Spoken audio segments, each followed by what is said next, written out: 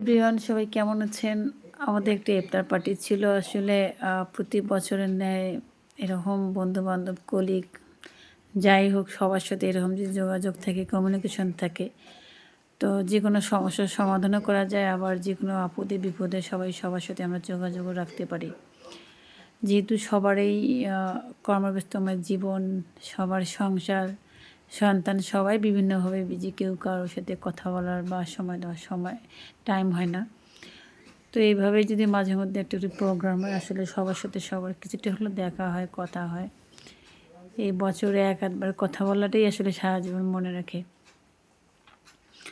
তো এরকম আসলে আমাদের সকলেরই করা উচিত, যারা আমরা ব্যস্ততার মধ্যে থাকি। তো আপনাদের যদি কারো এরকম